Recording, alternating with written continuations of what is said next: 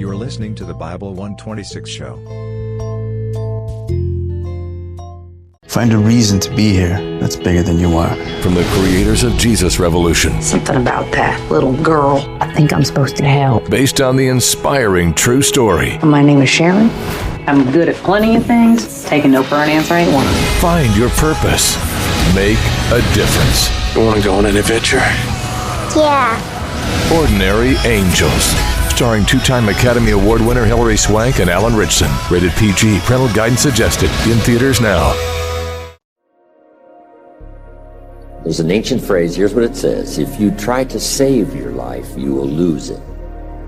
But if you will lose your life, meaning if you will invest your life, that's the best way to save it and to multiply it many times over. Everybody has a turn back moment.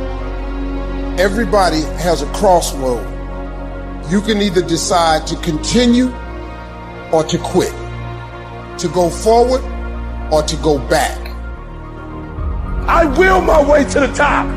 Some of you got that same fight in you, but you fight people. You still cussing folk out. You still laying hands on people. That's the easy fight. Now fight your bad habits. Fight your addictions now. Fight your laziness. Fight your procrastination. Take that energy now and fight to get a degree. Fight to start a company. Fight. High performers are obsessed about the topic in which they're trying to learn, master, grow into. And if no one thinks you're crazy, you're not yet operating to the outer limits of your potential. You're not there yet. Because somebody in your life should say, you really care about this in a crazy way. And when you get there, you know you found your thing. So, looking for a way in which we can begin to give our lives some special power. Number one, commit yourself to giving your best at all times. It's a new game now. So now more than ever, it's about creating a positive atmosphere in the workplace and people that have that competitive age, people that are hungry to make it. So you got to be hungry now.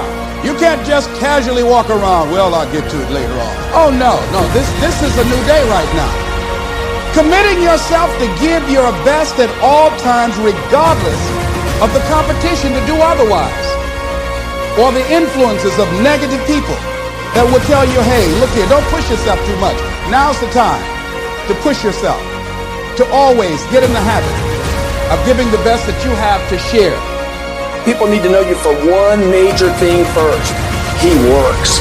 He produces. The guy's there every day. The guy's pushing and shoving. Because the truth is, no matter how good your ideas are, how good your art is, or how good your skill set is, if you're not working, man, if you're not vibrating at a frequency that people say, my God, how does that guy do all that? 10x levels, massive action, tremendous work ethic that's just a muscle now, and it's just a discipline in your life, and it's a normal way, you're not going to get in that top 10%. You bring on some powers in the universe that works through you to bring about changes that you would never ever know unless you have dedicated yourself. I believe, my new tagline is, I believe you can make a difference in your life if you have a consistent, everyday, persistent, without quit, enjoyment of the pursuit of your potential. And when I came up with it, obviously it resonated with your life. And there was a saying when I originally watched the movie, and I didn't know you at the time, and it was before that I went through my own bankruptcy, my own bottom that I hit. It was, life gives me, you could look at it as a setback, or is it a setup? And when I watched the movie, and then when I read your book, and I got to, you're a setup guy. Everything is that, this is just setting me up for something bigger and greater. I live in a world that's way too big for this. Oh, man. Can you tell me where that came from? Well, you know what? First of all, let me say this about that. It's interesting you should mention that. I, like yourself, have some core things that I believe in, and that idea that you just shared with me. People talk to me a lot of times about hope, and hope's a beautiful thing, but I have to always ask people, well, what's the nutritional value of hope, right? You're going to tell your children we got hope for dinner, right? Again. Right? Hope's a beautiful thing, But it's always more important, David, to have a plan. And not just a plan, but plan A. What is plan A? And the best plan A's always have something I call the C5 complex. Your plan A has got to be clear, concise, compelling, consistent, and committed. You've got to have plan A. And you have to always be mindful, and I say this in all sincerity, plan B sucks.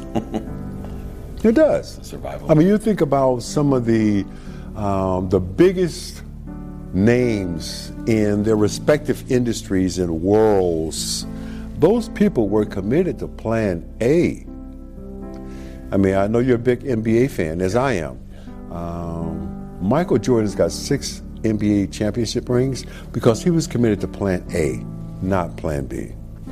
Oprah Winfrey became the queen of all media because she was committed to plan A, not plan B.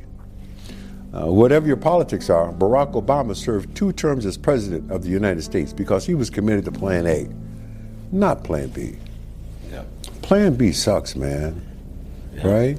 And something else you said earlier that makes me think of something that I share with people is this whole thing about owning it.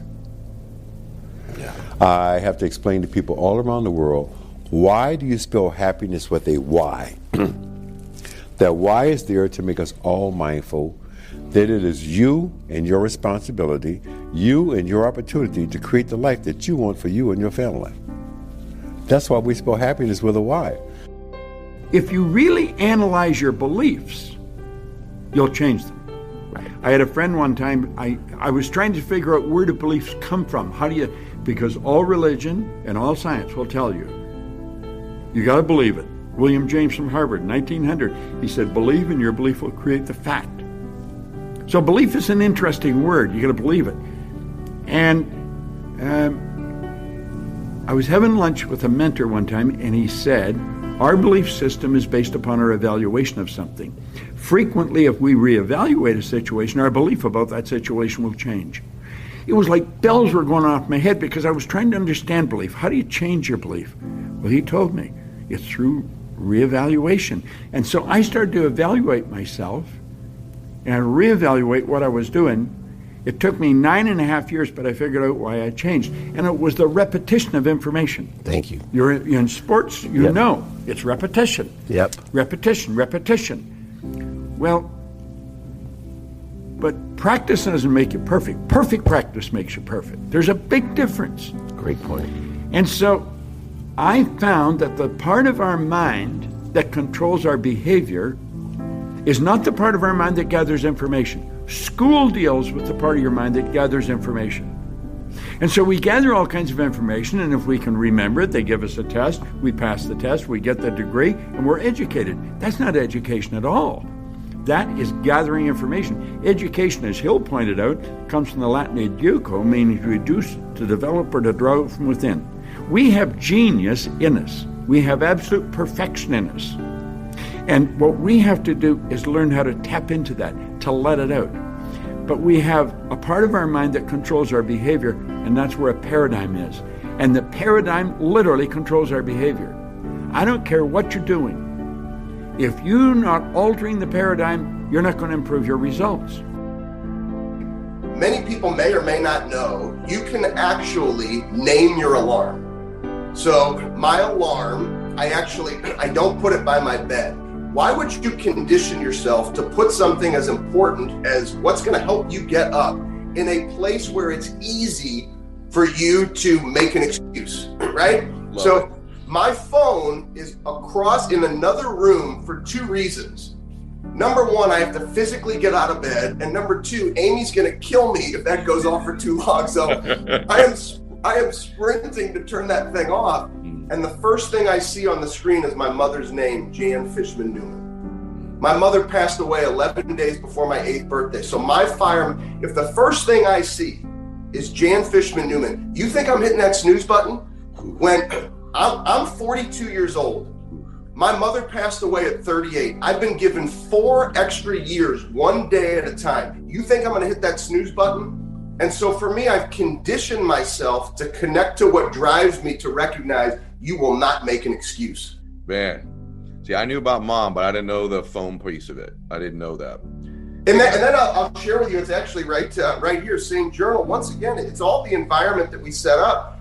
So one of the other things I do every morning, this is my burn journal. I write down Janet Fishman Newman legacy, uncommon amongst the uncommon. So one of the first things I do is I literally write. So to me, it's not enough. This is not easy. I think people want to hit the easy button in everything that we do. We have to condition our minds. Mental toughness is not easy. People think, oh, I have mental toughness. You have to condition your mind. Your mind is the most powerful weapon that you have. It's a muscle. So Ed, you and I, we can work out our muscles, but the reality is this is a muscle that far too often people don't condition that muscle. So I've conditioned it to see my mother's name, but then I've conditioned it to write down and to deeply connect to the burn. Once I do those two things, it's go time.